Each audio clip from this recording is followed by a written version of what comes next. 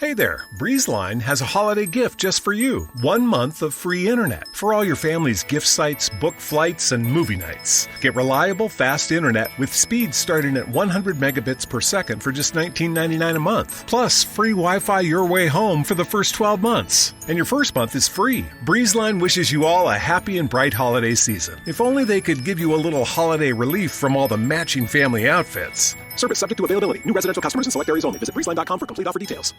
Get ready, Ohio. FanDuel, America's #1 sportsbook, is coming to the Buckeye State. And to kick things off, you can get started with $100 in free bets as an early sign-on bonus. Plus, when you sign up today with promo code OHIO, you'll be all set for when FanDuel goes live in Ohio. Then you can bet on all your favorite teams in all your favorite sports with $100 in free bets.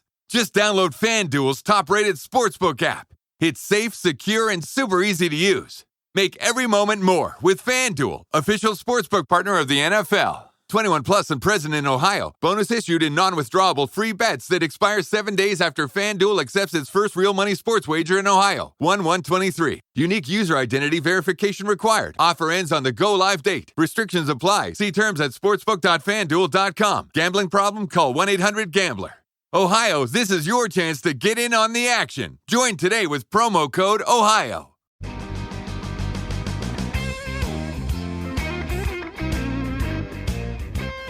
Welcome back to another Blunt Business on CannabisRadio.com. Thank you again for joining us. On the program today, we were going to go ahead and run through a couple of episodes that I had. Some interviews I've done on our sister series, Grassroots Marketing. I put these episodes on here and I abbreviate them or abridge them because I want to make sure that you're getting just the most important content possible that matters to you, because there are a number of episodes that I'll have with featured guests on that program that I think are so important to the discussion of what we're doing here on Blunt Business that I want to let the reference be put here so that you have full context of what's going on. So I drop these interviews like I did last week and this week and the week after. For the next couple of weeks, I just want to make sure you're getting the references that I might bring up during the show, because great discussions that should be on Blunt Business but might be on a different program, I'm going to bring them over here to make sure you know what's going on, because they're so important. These two episodes, critical to me. Number one, we have the folks at HempFlavin, and that's Dr. Donato Barrio and Brian Dickerson, that they did a study on CBD when it comes to chronic pain, and I think they really did some great work on, and we go into the weeds of all the numbers and all the studies that they find out among ages, I think it was 8 to 80 years old, what they found out from the study. We're going to talk about that. And then I've talked about this many times on the program, Eben Sumner with the Maine Growers Alliance and Casco Bay Hemp, because we talk about the state of Maine and their medical marijuana program and some of the things that were being done within, the state legislature and their cannabis control board, and what you need to know that could happen very much in your state. You need to follow what's going along in Maine. That's why this interview with Evan Sumner is coming up after the break, but I'm giving you both of these episodes today here on Blunt Business because it's important to the conversation. First off, my interview with Dr. Donato Barrio and Brian Dickerson with HempFlavin starts now. We're going to learn about something out of the quaint little city of LaBelle, Florida, which is only about 45 minutes from where my hometown was in Belglade. And there, it's a company called Doctors Hemp Solutions that recently announced a new clinical study of a product they have called HempFlavin. Hemp, Flavin, which demonstrates a significant improvement for acute and chronic pain patients with zero side effects. Joining me right now to go and talk about this, I am here with Dr. Donato Barrio, and I'm here with Brian Dickerson, both with HempFlavin and Doctors Hemp Solutions. Gentlemen, thanks for being on. Thank you very much. Thank you. I want to let's go ahead and explain what HempFlavin is. It's a proprietary blend of 23 Cannflavins, and flavonoids extracted from an heirloom hemp variety, which is over 2,000 years old, formulated to be used for severe body aches, muscle soreness, and other pain relief by creating a synergistic flavonoid response known as the flavonoid entourage effect. And these flavonoids, previous studies have shown that they have prominent anti-inflammatory action and may help augment the body's antioxidant defense.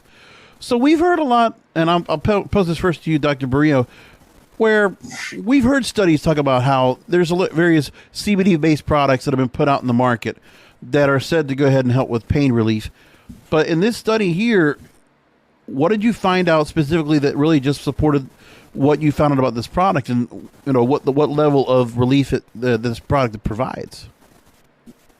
Well, yeah, I think we have to lay a little bit of the framework before getting down into the detail of the study.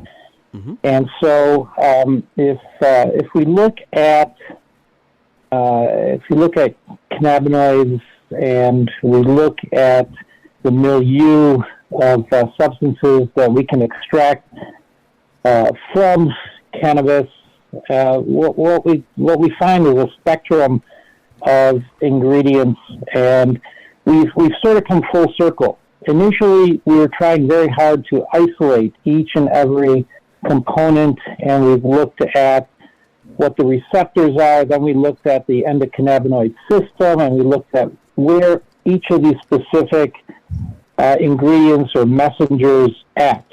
Now we're starting to come back and look at it as, well, maybe they need each other to work better. Maybe they need each other to have a better effect, an overall effect, which makes sense. Okay, we're living animals, and plants are living organisms, and they have cells, and they need to communicate between the cells. They need to have a response to when they're in danger or when they become irritated. And my interest goes back. My background is I'm a physician and also an attorney. And as a physician, I'm boarded in preventive medicine, did a residency in preventive medicine, and as an attorney, I had an interest in FDA law, and that brought me into the realm of off-label use of medications. And we've seen that we can compound or use different medications to play around with these receptors, and sometimes a compounded or mixture of these medications works better. So that's sort of kind of there's a little bit of the framework there. My specific interest is when Brian Dickerson approached me and said, what do you think about something that might be able to prevent an inflammatory response or protect against an inflammatory response to replace some of the medications that cause problems. So we have medications that are anti-inflammatory. That's not new. We know the pathway for inflammation. We know that there's prostaglandins involved. We know that arachidonic acid gets converted to prostaglandin. We know how to inhibit that, and that enzyme is called a COX or cyclooxygenase type of enzyme. So we know how to inhibit that. Unfortunately, some of the drugs used to inhibit, such as Vioxx, which is a COX-2 inhibitor, that is not good. We found that increases stroke and it increases myocardial infarction, and so obviously those are not good things. We then have NSAIDs or non-steroidal anti-inflammatory medications such as Motrin, aspirin, and those are what we call COX inhibitors, both cyclooxygenase 1 and 2, and that prevents the formation of prostaglandin and inhibits inflammation. But when Brian approached me and said, "Hey, would you be interested in looking at a medication or what we've extracted that prevents inflammation that doesn't have those side effects, that doesn't have the GI, the gastrointestinal side effects, and obviously that doesn't have the myocardial infarction and stroke side effects. Would you be interested in that?" And of course I said, sure.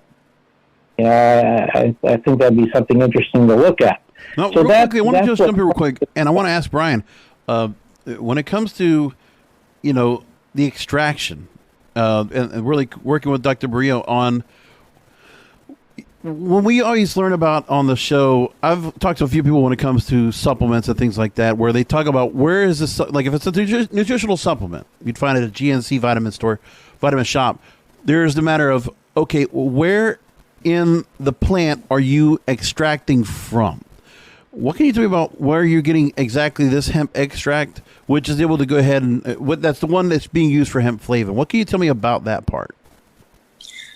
Well, I can tell you that we use a combination of heirloom hemp seeds, old seeds, 2,000-year-old seeds, a mixture of the varieties of plants that are very old, but they haven't been used as much in our modern space and modern world.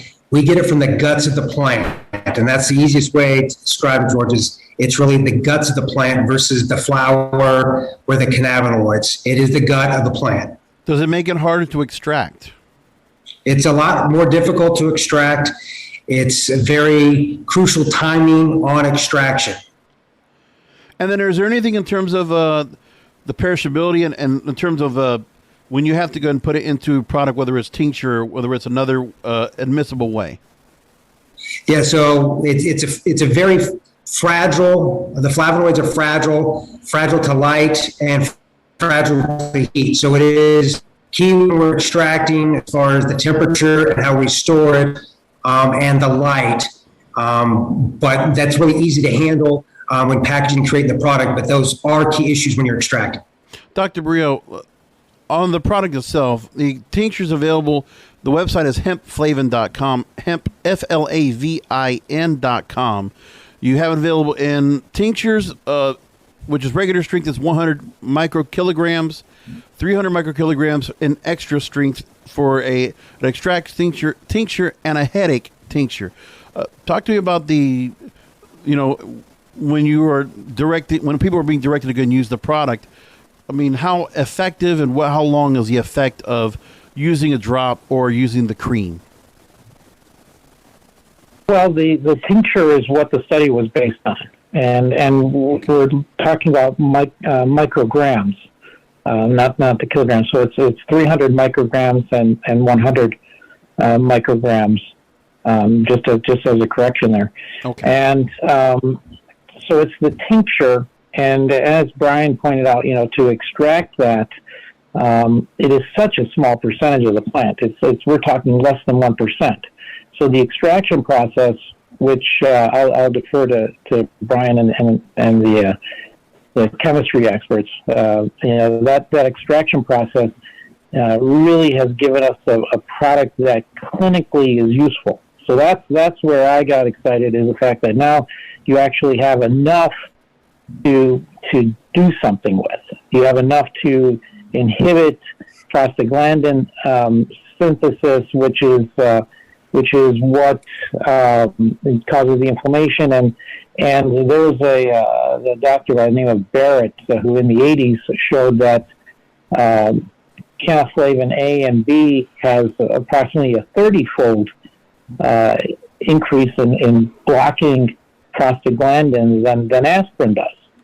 So, and it's a little bit further down the metabolic pathway, because we're talking about prostaglandin E versus prostaglandin H.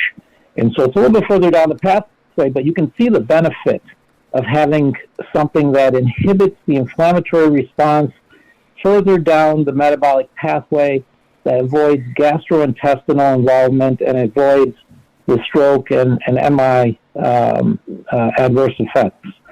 So when we put the study together, typically when you put a study together without getting too much into the biostatistics and epidemiology type of setup, when you put a study together, you look at, okay, is this going to be prospective, retrospective, is it going to be blinded, double-blinded, et cetera, and so we went non-blinded because we wanted to see if it had any adverse effects first and foremost. Because obviously, if you have adverse effects, you stop the study and you don't keep going.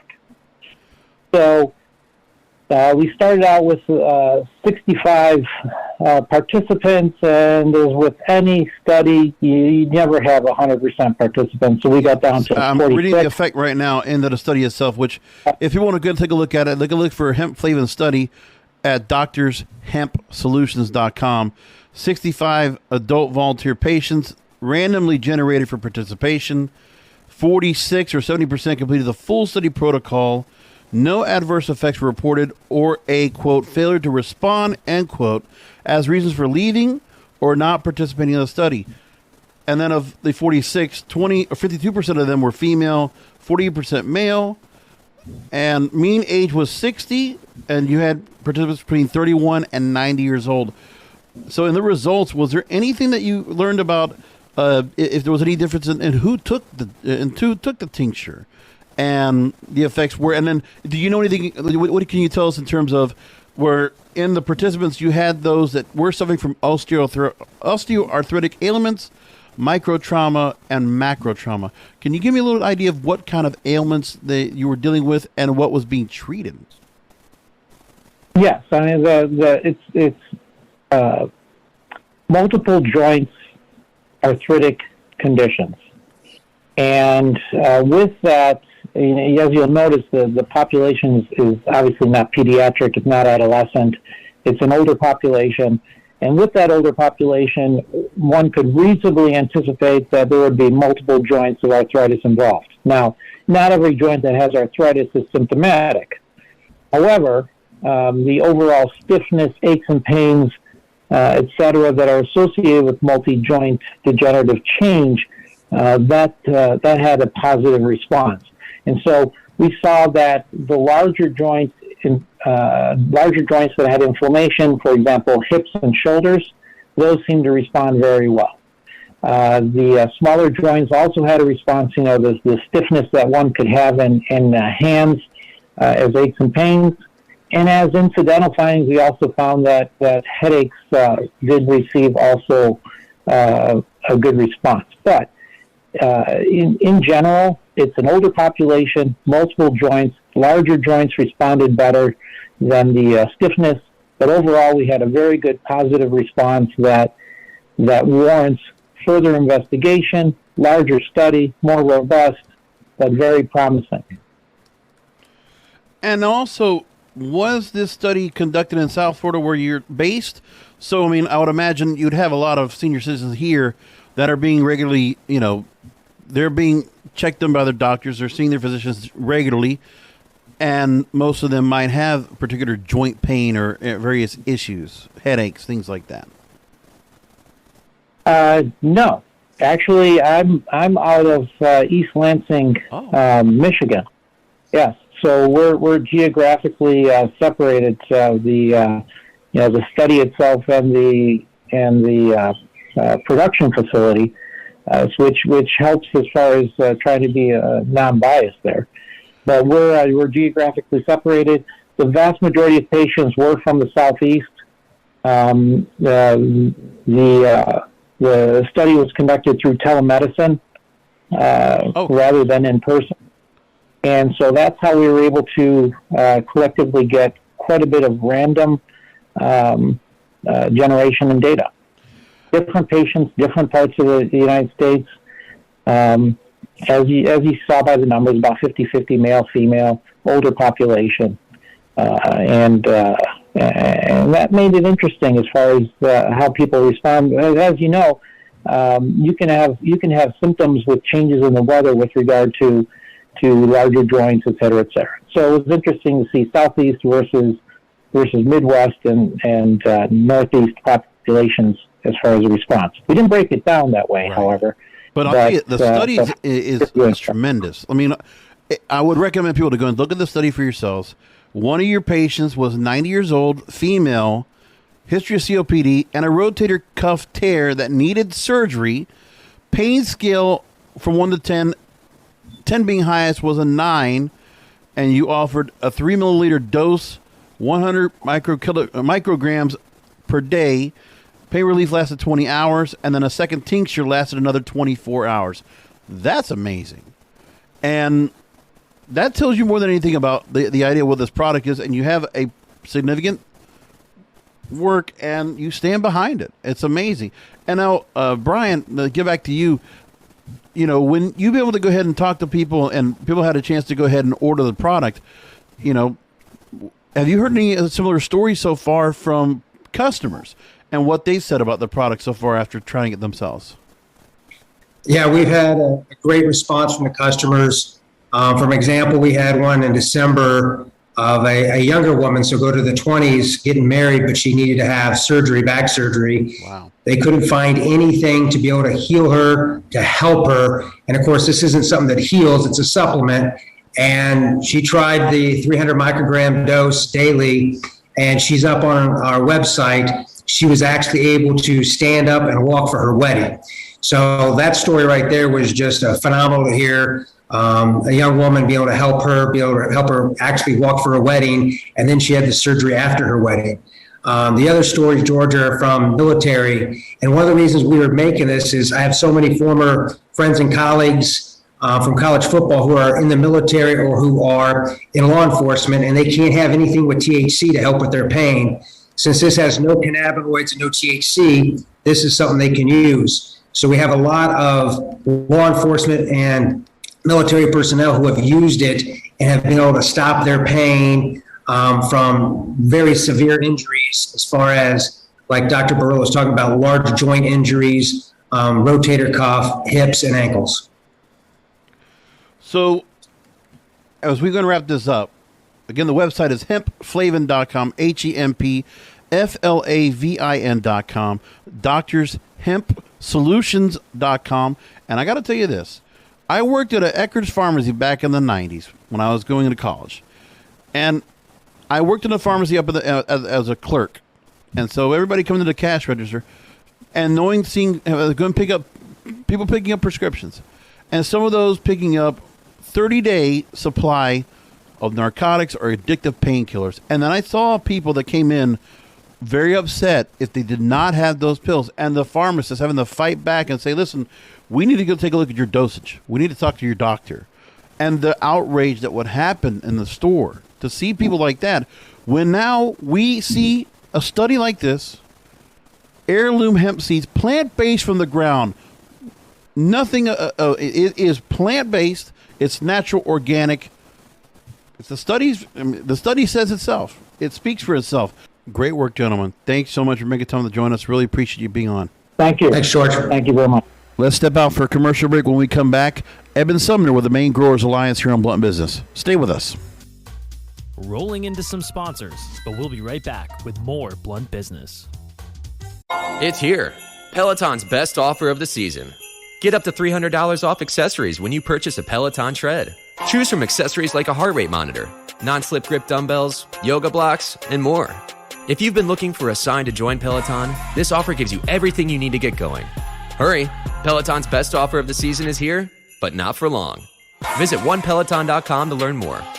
All access membership separate. Limited time offer cannot be combined with other offers. See additional terms at onepeloton.com. Aloha. If you are looking for thought-provoking conversations and different perspectives than you'll find anywhere in the mainstream media on the topics and issues of the day, you're in the right place. I'm Tulsi Gabbard, former presidential candidate, United States Congresswoman, surfer, soldier in the Army Reserves, and veteran of 3 deployments. On my show, we go beyond the headlines and the sound bites. We cut through the noise to provide you with unique, nuanced perspectives on all sorts of issues, along with my unfiltered views. No partisan talking points here, no hidden agendas. This is the Tulsi Gabbard Show. Get ready, Ohio. FanDuel, America's #1 sportsbook, is coming to the Buckeye State. And to kick things off, you can get started with $100 in free bets as an early sign-up bonus. Plus, when you sign up today with promo code OhioSB, you'll be all set for when FanDuel goes live in Ohio. Then you can bet on all your favorite teams and all your favorite sports with $100 in free bets. Just download FanDuel's top-rated sportsbook app. It's safe, secure, and super easy to use. Ohio, this is your chance to get in on the action. Join today with promo code OhioSB. Make every moment more with FanDuel, official sportsbook partner of the NFL. 21 plus and present in Ohio. Bonus issued in non-withdrawable free bets that expire 7 days after FanDuel accepts its first real money sports wager in Ohio on 1/1/23. Unique user identity verification required. Offer ends on the go-live date. Restrictions apply. See terms at sportsbook.fanduel.com. Gambling problem? Call 1-800-GAMBLER. Welcome back to Blunt Business. Time now for my interview with Eben Sumner with the Maine Growers Alliance. This is important. If you listen to what's been going on in the state of Maine, the Cannabis Control Board, the medical marijuana program, what they're doing right now, this should concern all of you out there listening in because of an issue that we talk about when it comes to compliance, when it comes to what kind of directives or what kind of direction that they want to do when it comes to who is going to be affected, small or big business, by what the Cannabis Control Board decides to implement, and where the work of the Maine Growers Alliance is trying to stay on top of this so that the legislators do not take control of this to the point where not everyone can get a seat on the table, as we always talk about. When you're looking at what's going to go on with federal legislation, with legalization down the line, to make sure there are people at every seat at the table available for them to know what's going on. Same thing happens on the state level as well. So here's my evidence with Evan Sumner with the Maine Growers Alliance. Take a listen to what's being talked about. Keep a clear eye, really listen in, and find out what's going on, because I was shocked to hear with what I got to hear from Evan. Here we go. The understanding of what you do with the Maine Growers Alliance, the craft cannabis industry, and trying to protect that industry because of the importance of where it's going to be when it comes to the big corporate, large-scale MSOs coming into different areas. And as soon as Maine offers more relief and then a federal rollout comes in, then you can see where MSOs are going to come in and where will craft cannabis be once this all comes into play. The chess game begins. So the Maine Office of Marijuana Policy had back last January released a preliminary draft of rule changes to the medical marijuana program. You have one in place, and it would be aligning the program with state law.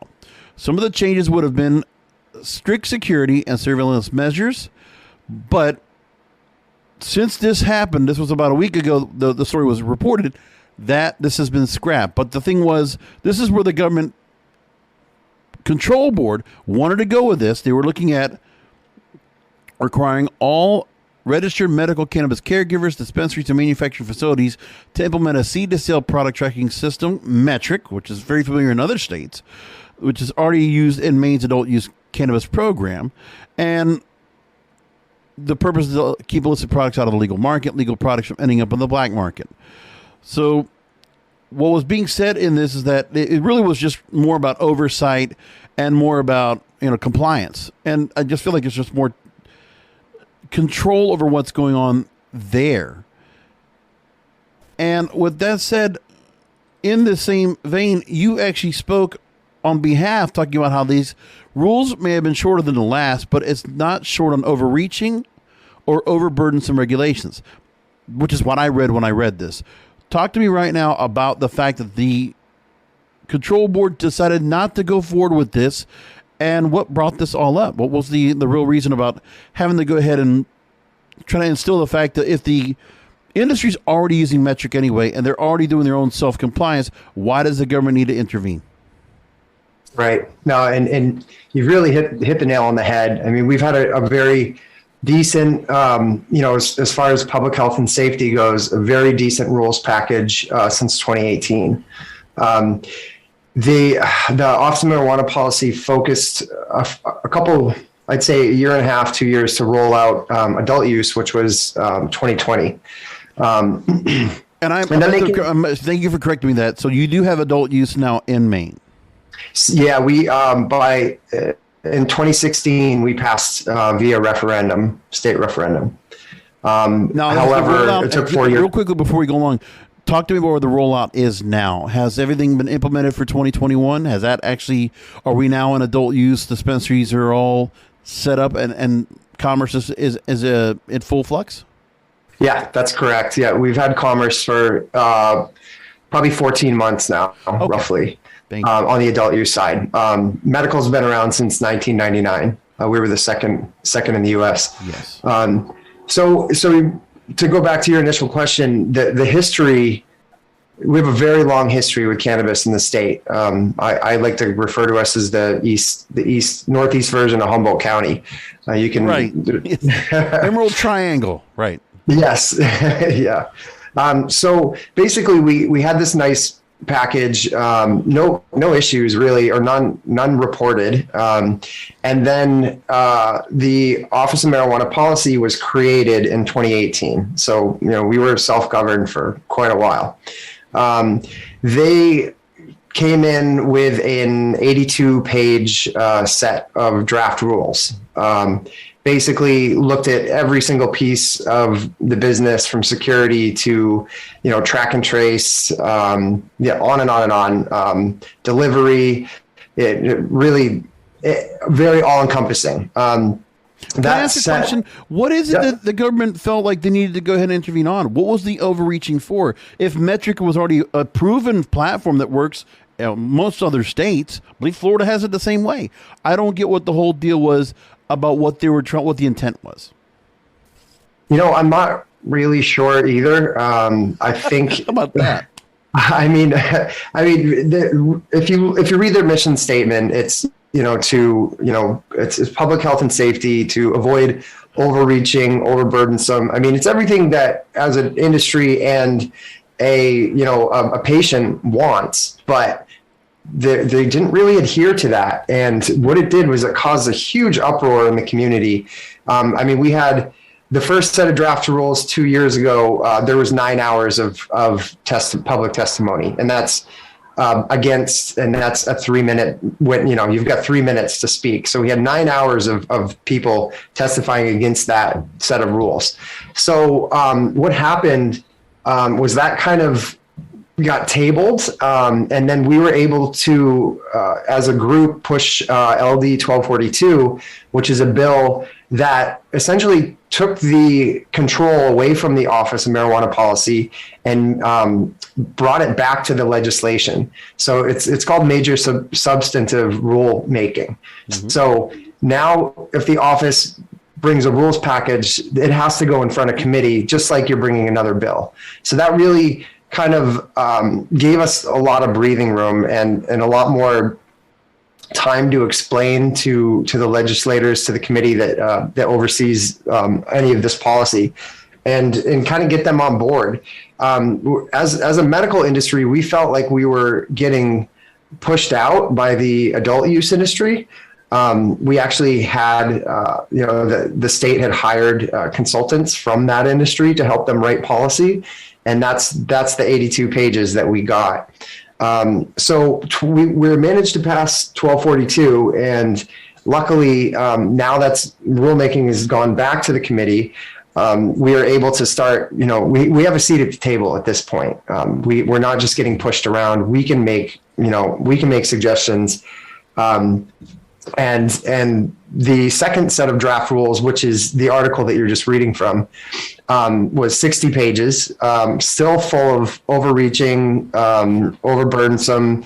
So really the same thing. And again, we're able to squash that and put us in a really good spot.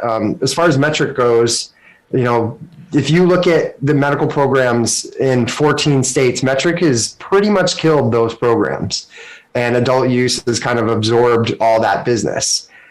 We were the first state to block Metric in the medical program. And now basically with the rules package being kind of taking a back seat, we're now looking at statutory language. So we're headed to try to fix the issue fix it in law before, creating rules based off of law that doesn't really make sense. So now, what is it about Metric that, while it might be somewhat of a standard for other states, what is the onus why you feel like it's not effective for Maine and the industry there? Yeah. So Metric is, it's a compliance package. It's created to stop diversion. But really, we're a legal state, so anybody can grow it, anybody can have it, 21 plus. Right. So is diversion really such a big issue? I don't really think so. And it's not to say that we're not going to have a system in place for the IRS, because that's really, taxes are a huge portion, right? Right. So you want to say that there's just not one platform that you have to go and abide by, or that it might be also a cost quotient as well. I can see where that comes from. You want to have options. Well, there's plant tagging, right? So you need an RFID chip for every single plant, every single stage of the plant. So there's that cost. There's that pollution too. I mean, you're talking about RFIDs that you're throwing away by the thousands. And then really, if you go to Metric's website, they'll show you right on the main page, they're like, hey, this is what's popular in this state, and this is what's popular in that state. Yeah. So if that doesn't look like data mining and, becoming a marketing platform, I don't know what is, No, I agree. So right. So, and really one platform should not be written into legislation. That doesn't, that's a monopoly. And the way Metric works is, if say the internet goes down or they have a server issue, like which would happen in California, Metric was down for 2 weeks, and because that's written into law, these companies couldn't function for 2 weeks. Yeah. So or legally function for 2 weeks. So, and a lot of the small businesses we have up here in Maine, we're a very rural state, like that would 2 weeks you're done. That would absolutely crush an industry. And you don't necessarily say that Metric is necessarily, if some other companies or operators want to use it, you just want it to be mandatory.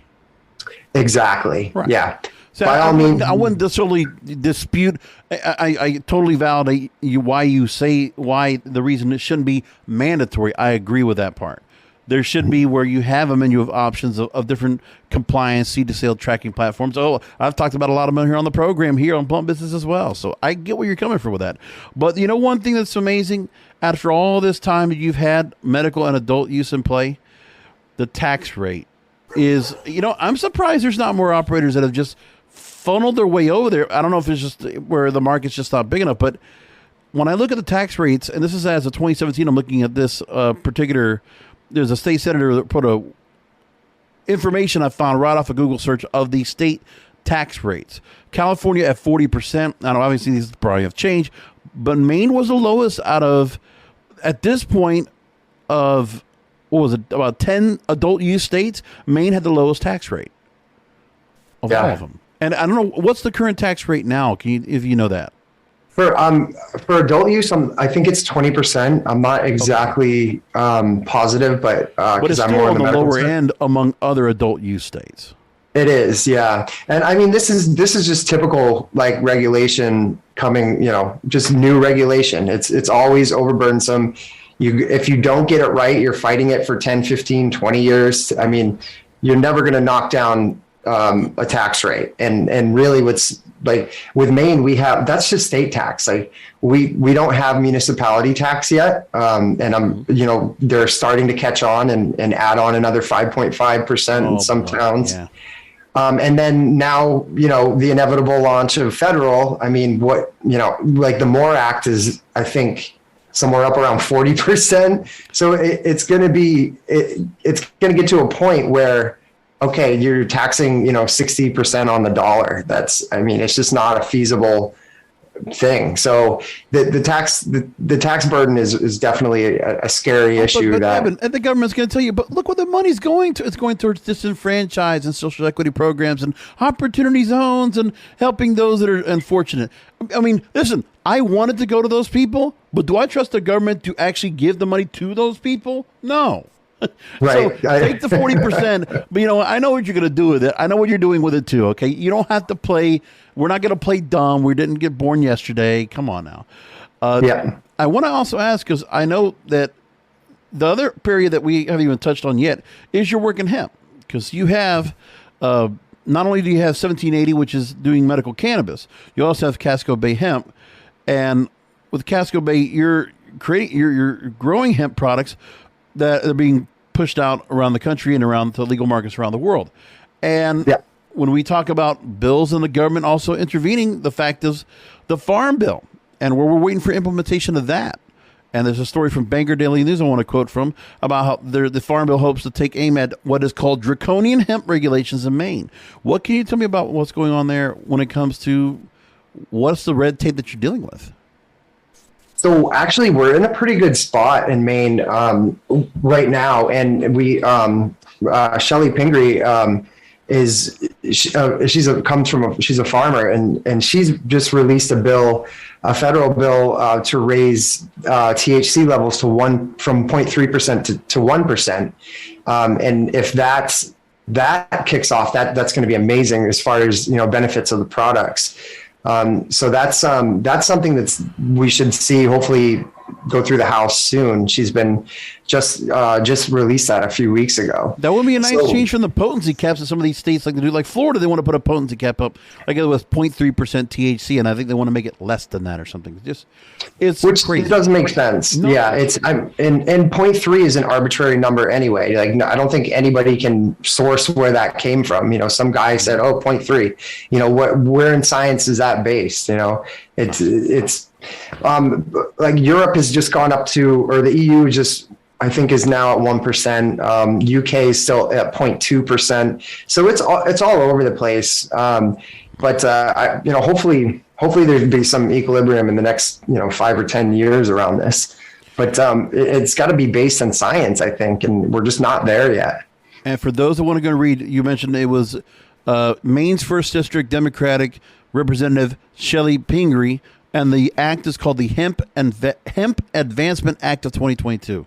So I like that she's going with that. I would like to see how far they go with it, but thank you for pointing that out. I'm going to definitely try to keep an eye on what happens with that. And with that said, otherwise, it's the constant battle with government that kind of works into play. But for the most part, how do you feel about where things are 20 years plus removed from the fact that we've had cannabis legalization in Maine and one of the few northeastern, the first eastern leaders of the cannabis movement coming into play? How do you think things have gone so far, and what room for growth is left to do? Well, I think we've done really well over the 20 plus years, and a lot of advocacies happened to push things forward. There's been hiccups along the way, of course. The latest being the addition of a department to oversee everything, and then kind of having to get them into check. And I think we're probably close to that now. As far as future, though, I'm working in another group called Seed to Health, which is a basically, I guess, like a think tank accelerator. Think tank and accelerator focused on bringing botanical health efficacy to a medical standard through an open source learning health system. Yes, exactly. And to me, that's the next step. And I don't think any state out there is really doing this yet. I don't think there's a system for an actual medical program, right? Like medical should be based on efficacy, or inefficacy for that matter. So, there's getting access to cannabis is one thing, but we need to take that next step and start to say, what does a medical program look like? How do we treat people quickly? How do we manage their treatment? How do we show efficacy or inefficacy so we can point people where they need to be based on their issues? Like that's really where I want to see Maine. And I think we're in a good position to start moving in that direction, and having that conversation, and hopefully getting that in front of the legislation, or at least opening up legislation so it's not blocking the ability to show efficacy. Right. It's a lot of baby steps, but we've developed some good systems, and batching, and inputs from farmers, inputs from medical doctors, inputs from the user, the patient or consumer. So I really, I think this is definitely the time where, the U.S. really needs to change that narrative on, is cannabis, are we still looking at this like we're criminals getting away with something, or are we actually paying attention to, the science that's saying, yeah, people are, leaving stage 4 cancer because they've gone on a 3-month regimen, it's helping with, on and on, all the stories that you hear and read about. Yeah. We need to be able to tie that up and put a bow on that and say, look, FDA, look, USDA, this is efficacy, this is real, and let's start treating it as a medicine. And do you also feel like there should be some kind of a universal code as to how every medical cannabis program should roll out? I think at least the ability to adopt any type of rollout. Really. I mean, notice with each state, it looks like you sign certain states that will roll out their medical cannabis program, and they always kind of just follow what other states maybe that are adjacent to them, or what states that are very similar in size and population, and maybe density, the land area, trying to go off of that. And I feel like where I see where certain states go with their control boards, they set up their control board, they set up their standards, they set up, in terms of compliance, in terms of, but obviously the one thing that always got heard, which is interesting, you make mention about compliance, is that I remember going back to 2016 or 2018 or 2017, I think it was.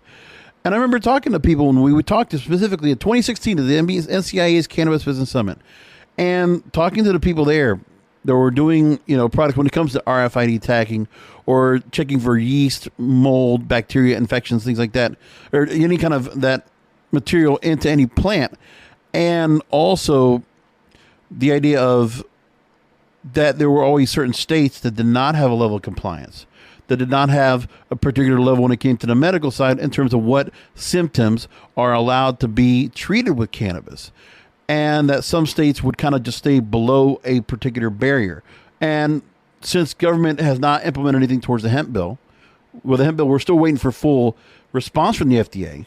Whatever happened there, but when Scott Gottlieb left there, he was the one that was in charge when it happened, and ever since then, we've not heard anything else. Oh, we'll take opinion from the public, public commentary. Okay, but that's enough public commentary. We've already got that now. The other thing is, internally, I would think the Seed to Health is trying to go and create where we're keeping that bar high for all these other states to follow, so that when government comes in, they're just going to say, okay, you're reaching the standard. We don't need to do anything else. Exactly. And if you make that popular in the market, then it's fine. Then compliance just kind of falls by the wayside. If your consumers or your patients say, hey, I want something of this caliber because I know it's been tested for XYZ, I know the process because it's all been vetted by, whether it's Seed to Health or another SRO, then that's the way it should be. The market should show you that, and then government can go, oh, okay, well, that makes sense. They've done their diligence. The market wants that. Then let's just put, safe regulations around that or below that standard, because the way Seed to Health is set up is a higher standard than the regulation. But no, you're right. And as far as rolling out, there's states that want to reinvent the wheel, and then there's states that copy paste and everything in between. And it's really, I don't know, for me, the issue is it's not based around science. You're not really seeing, I don't know, like mold and mildew. I mean, that's not a new thing. That's in food products. It's got to be in, tested in tobacco products, like all these things, like whether it's edibles, combustibles, topicals, we already have agencies. Mind you, this is 6 years ago. This could obviously, we've had a lot of technological disruptions and change that probably have brought us to a different level. But I'm just saying back then, that was the discussion, was compliance. Where we are today, I know there's a lot of states that are within the said companies, they're reaching a higher level. They're always going to go above the bar because we're still not legalized federally. So we want to play nice. We want to play good so that they don't take away what we got right now. So It's things like that. I'm curious to find out what happens with Maine, when it comes to what will happen with any changes if things keep happening again, where a revisiting of if metric can be taken away as becomes from a mandatory to an alternative option for seed to sale tracking and for compliance. Because if that's the case, I want to see if that becomes a precedent that other states follow the same suit. I'd like to see where that comes from. So if anything does come up, please come back to us and let us know about that. I will, absolutely. Now, again, in the meantime, let's go and talk about some of the websites you have. So again, You are founder of the Maine Growers Alliance, and website there is maingrowersalliance.com, one word. They also own 1780, which medical cannabis line. It's 1780, like the number 1780maine.com. Then you have the hemp company, Casco Bay Hemp, is CASCO Bay Hemp.com. And anything else you want to leave us with? I guess to your listeners, be loud, be an advocate, talk to your representatives, talk to your senators. They need to hear from you. They're not going to know what to do unless they hear from you, and that's what they're there for. So advocate. All right. Eben Sumner with the Maine Growers Alliance, Casco Bay Hemp, and 1780, based in Maine. Thanks for joining us, and have a great rest of your day. Thank you so much. Have a great day. You had to hear the full context of that interview. I gave you most of that there on the program because it was just so much to take in. If that's the case, listen, and I'm not judging about which platforms are good or not when it comes to metric. I'm not here to judge that. But if it's something where there's only certain options allowed and the craft cannabis owners, and the MSOs not getting to play on the same level playing field, if that's something that can be avoided in the cannabis industry, then we need to fight for that. We need to make sure that we are present, whatever kind of control board meetings, seminars, open sessions, whatever there might be, that there has to be representation there, and there have to be people within the industry that will do that on the behalf of the industry. That's how I'm going to leave it right there for this week's episode. Thanks for listening in. Subscribe wherever you find the show, Apple Podcasts, Amazon, Spotify, all of that. Please rate and review if you can, especially on Spotify too. Make sure to give 5 stars if you definitely feel like you like the show. We'd love to get that. Thank you again. And if you want to also reach out to me, any potential guests you think we should have on the program, any topics we should talk about, or if you feel like you should be a guest on the program, email me, Brasco, BRASCO, @cannabisradio.com. I'm the host. That email goes right to me, and I'll be happy to talk to you. And love to go ahead and communicate with listeners and like. So thank you again for listening in to Blunt Business. We'll talk to you next time.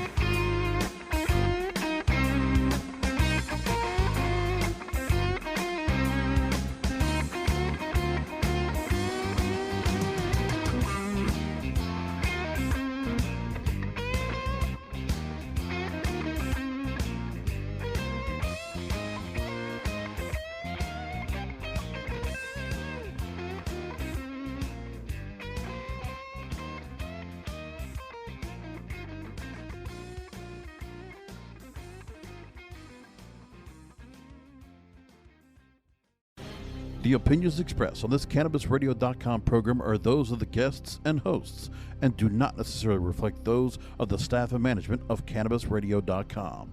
Any rebroadcast, republication, or retransmission of this program without proper consent is prohibited.